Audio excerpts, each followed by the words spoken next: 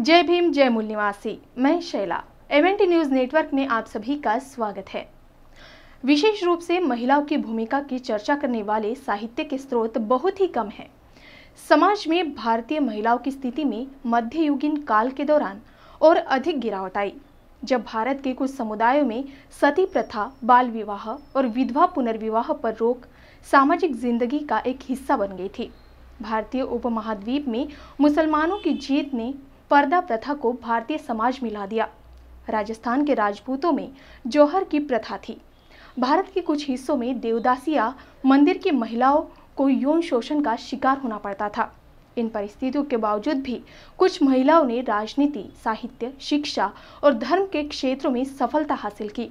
दक्षिण भारत में कई महिलाओं ने गांवों, शहरों और जिलों पर शासन किया और सामाजिक एवं धार्मिक संस्थानों की शुरुआत की। तो वही वीर माता जिजाऊ को एक योद्धा और एक प्रशासक के रूप में उनकी क्षमता के कारण क्वीन रिजेंट के रूप में पदस्थापित किया गया था और महिला अधिकार के लिए संघर्ष करने वाली राष्ट्रमाता सावित्रीबाई फुले ने विधवाओं के लिए एक केंद्र की स्थापना की और उनको पुनर्विवाह के लिए प्रोत्साहित किया। तो चलिए आज हम वीर माता जिजाऊ और राष्ट्रमाता क्रांति ज्योति सावित्रीबाई फुले, इनके जीवन संघर्ष की कुछ विशेष बातें जानते हैं। 15वीं सदी में अपनी दूरदर्शिता के लिए मशहूर माता जिजाऊ एक योद्धा और सशक्त प्रशासक ही नहीं थी, बल्कि वे एक वीर और आदर्श माता भी थी, जिन्होंने अपने पुत्र छत्रपति शिवाजी महाराज की ऐसी परवरिश की और उनके अंदर ऐसे गुणों का संचार किया जिसकी वजह से छत्रपति शिवाजी महाराज एक वीर, महान, साहसी, निर्भीक योद्धा बने। इसके साथ ही अपनी देखरेख और मार्गदर्शन में उन्होंने शिवाजी में नैतिक संस्कारों का संचार किया। इसके अलावा उन्हें मानवीय रिश्तों की अहमियत समझाई, महिलाओं का मान सम्मान करने की शिक्षा दी और उनके अंदर देश प्रेम की भावना जागृत की, जिसके चलते उनके अंदर महाराष्ट्र की आजादी की प्रबल इच्छा जागृत हुई। यही नहीं, वीर माता जिजाऊ ने अपने वीर पुत्र शिवाजी महाराज से मातृभूमि, गौ, मानव जाति की रक्षा का संकल्प भी लिया। माता जिजाऊ ने शिवाजी महाराज को तलवारबाजी, भाला चलाने की कला, घुड़सवारी, आत्मरक्षा, युद्ध कौशल्य की शिक्षा में निपुण बनाया। माता जिजाऊ के दिए हुए इन संस्कारों की वजह से ही शिवाजी महाराज आगे चलकर समाज के संरक्षक और गौरव बने। माता जिजाऊ ने अपनी पूरी जिंदगी अपने बेटे को मराठा साम्राज्य का महानतम शासक बनाने में लगा दी थी। वीर माता जिजाऊ के बारे में कहे तो सच्ची देशभक्त और भारत की वीर माता जिजाऊ 12 जनवरी 1598 को महाराष्ट्र के बुल्ढाना जिले के पास निजाम शाह के राज्य सिंदखेड में जन्मी थी। उनके पिता का नाम लखुजी जाधव राव था, जो कि निजाम शाह के दरबार में पंच हजारी सरदार थे।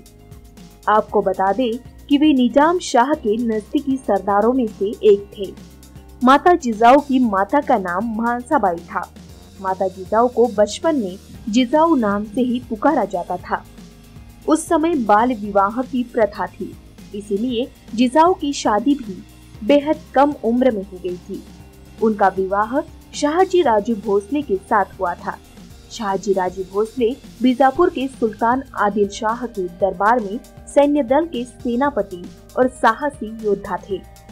शादी के बाद माता जिजाऊ और शाहजी भोसले को 8 संतानें थी, जिनमें से 6 बेटियां और 2 बेटे थे।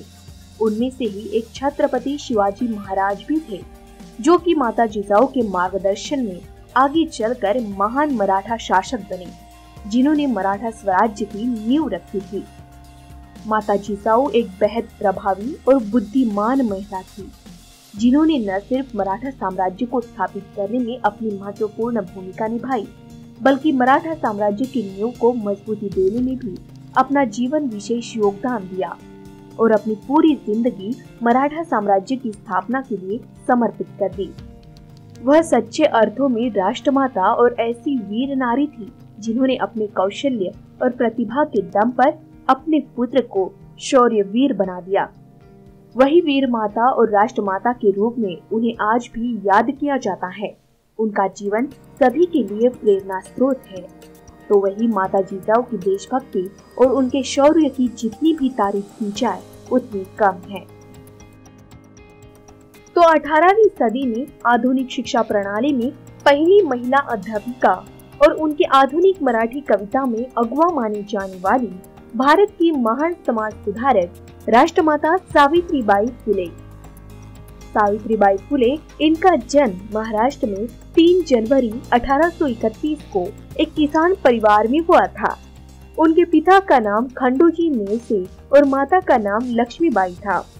सावित्रीबाई फुले का विवाह सन 1840 में मात्र 9 वर्ष की उम्र में 12 वर्षीय राष्ट्रपिता महात्मा ज्योतिराव फुले के साथ हुआ था। ज्योतिबा बहुत ही बुद्धिमान थे। उन्होंने मराठी में अध्ययन किया। वे महान क्रांतिकारी, भारतीय विचारक, समाज सेवी और लेखक एवं दार्शनिक थे। राष्ट्रमाता सावित्रीबाई फुले तथा राष्ट्रपिता महात्मा ज्योतिराव फुले, इन्होंने वर्ष 1848 में मात्र 9 विद्यार्थियों को लेकर एक स्कूल की शुरुआत की थी। उनकी कोई संतान नहीं थी और उन्होंने एक ब्राह्मण विद्वान के पुत्र यशवंतराव को गोद ले लिया। इसका फुले परिवार में तीखा विरोध हुआ तो इन दंपत्ति ने अपने परिवार से संबंध समाप्त कर लिया। महिला अधिकारों के लिए संघर्ष करने वाली राष्ट्रमाता सावित्रीबाई फुले ने विधवाओं के लिए एक केंद्र की स्थापना की और उनको पुनर्विवाह के लिए प्रोत्साहित किया। उन्होंने अछूतों के अधिकारों के लिए संघर्ष किया। वर्ष 1897 में प्लेग फैलने के दौरान उन्होंने पुणे में अपने पुत्र के साथ मिलकर एक अस्पताल खोला और अस्पृश्य माने जाने वाले लोगों का इलाज किया। हालांकि इस दौरान वह स्वयं प्लेग से पीड़ित हो गई और उसी वर्ष मार्च में उनका निधन हो गया। कवयित्री के रूप में सावित्रीबाई फुले ने 2 काव्य पुस्तकें लिखी। राष्ट्रमाता सावित्रीबाई फुले तथा राष्ट्रपिता महात्मा ज्योतिराव फुले, इन दंपत्ति को महिला शिक्षा के क्षेत्र में योगदान के लिए 1852 में तत्कालीन ब्रिटिश सरकार ने सम्मानित भी किया। केंद्र और महाराष्ट्र सरकार ने सावित्रीबाई फुले की स्मृति में कई पुरस्कारों की स्थापना की है।